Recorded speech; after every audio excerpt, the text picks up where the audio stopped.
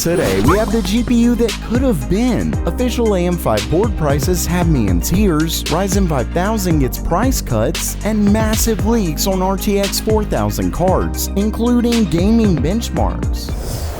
Welcome everyone to Gamer Melt.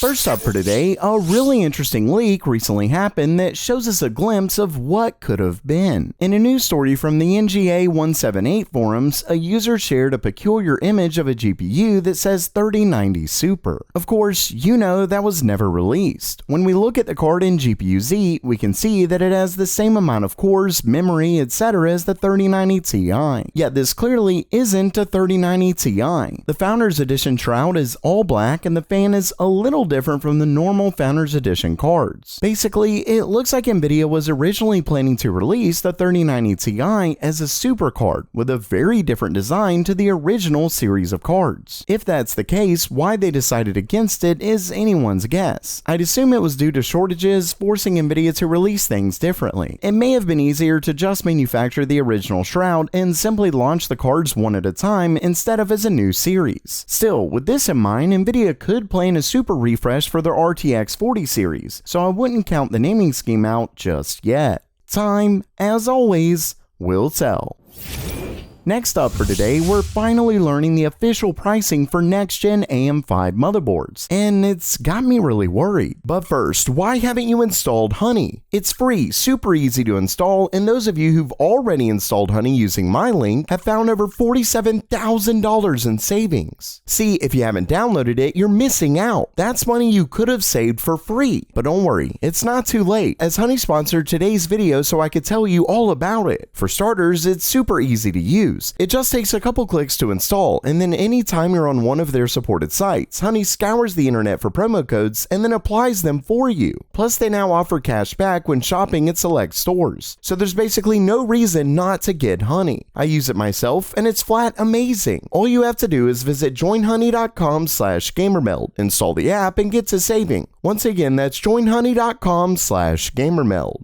Moving back to the story, it actually comes from MSI themselves, as they added pricing for their upcoming X670 and X670E motherboards. And let's just say, it's bad. As you can see, we're looking at nearly double the price from AM4 boards to AM5. For example, the X570 Godlike board launched for $699.99, yet the X670E is an unreal $1,299.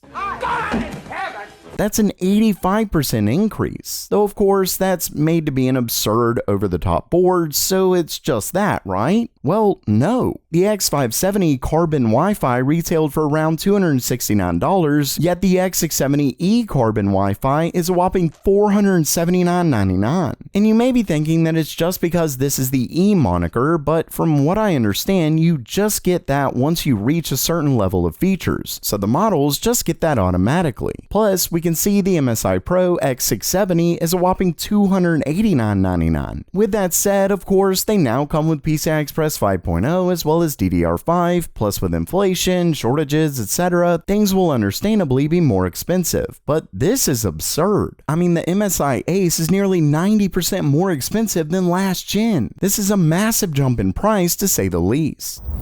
Next up, while those prices are extremely disheartening, this could be a great time to jump on AMD's current gen Ryzen 5000, especially given the company looks to have lowered prices on a ton of their current gen parts. Now, while prices do seem to be cut everywhere, most of the best prices are at Micro Center. We're talking $519.99 for AMD's 5950X, $359.99 for the 5900X, $379.99 for the 5800X 3D, and the list goes on. And of course, while I'm a big proponent of Micro Center, I know a lot of you don't have one near you. But luckily, prices are down in other places as well. You can pick up the 5950X for $549, the 5900X is $387, the 5800X 3D is at $384, the 5800X is just $245, and the 5600X is at $194. Basically, while AM4 is set to be replaced fairly soon, there's nothing wrong with jumping on now. Plus, if you already have a motherboard, upgrading to Ryzen 5000 is definitely not a bad idea, and I'll have affiliate links to these if you're interested down in the comments below. It doesn't cost you anything more, yet it helps the channel out.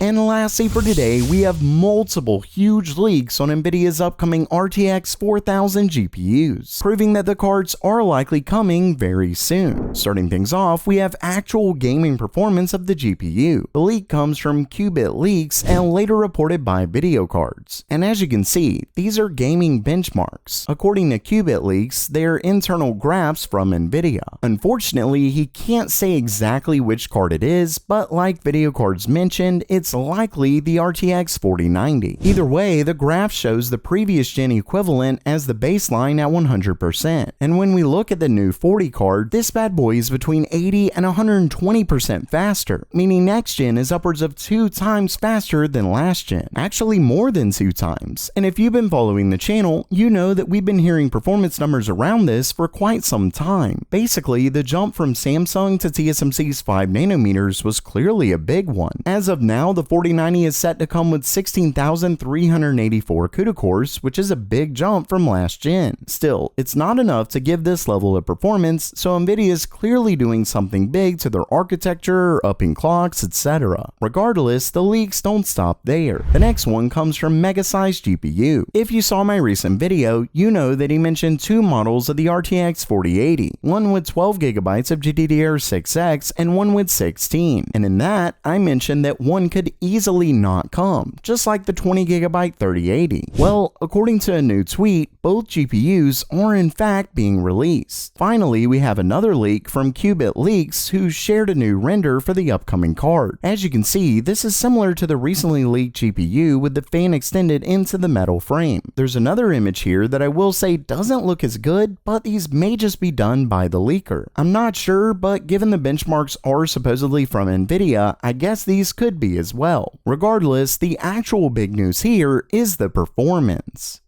So while that does it for today, are you pumped for Nvidia's next-gen GPUs, or are you more excited about next-gen CPUs? Let me know down in the comments below. And make sure to check out Honey for free at joinhoney.com/gamermelt. And as always, have a great day.